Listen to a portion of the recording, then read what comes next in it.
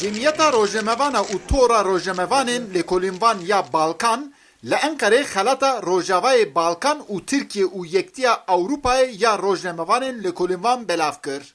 Di merasîma xelatan da xelata yekemîn Zehra Özdilek, ya duyemîn Hale Gönültaş û ya sêyemîn jî Burcu Karakaş kirt.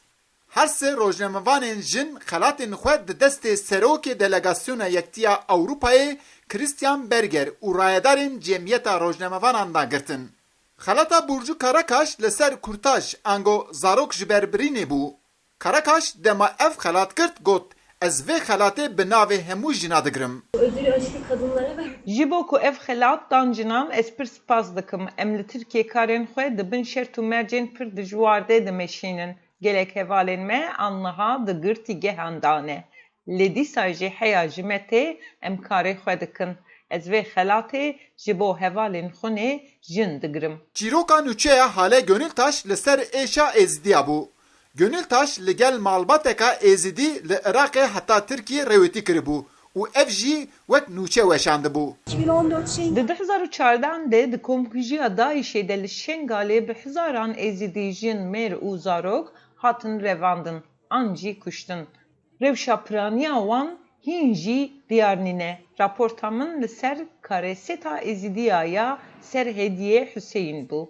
Hediye hemîle bû û li gel kurê xwe yê 6 salî ji aliyê Daişê ve hatibû revandin. Ev çîrok ji Iraqê heta Tirkiye diçe. û min lêkolîn kir û nivîsî. Ji vê êşê xemgînim lê ji xelatê jî kêfxweşim. Maddeyê kêftar ango narkotik di van werçerxan da wek kêşekî mezin derdikeve pêş.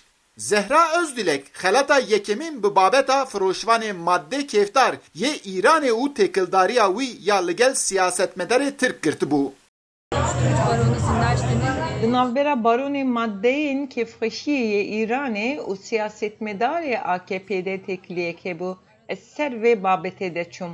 Serî de her çiqas ev teklî nehat pêjirandin jî paşê bi mecburî hate pêjirandin. Ji ber vê nûçê derheqê me de doz hat vekirin lê ana li ser ev kesên têkildar jî doz heye. Ji bo vê nûçê min xelat kirt û ji vê gelek dilşadim. Ev her sê xelat jî ji aliyên Rojemevanên jin ve hatin girtin. Her sê jin jî di girtina xelatên xwe da bi kurtasîbê jî li ser pirsgirêkên jina jî sekinîn. Eyüp Demir, Dengê Amerîka, Enqere.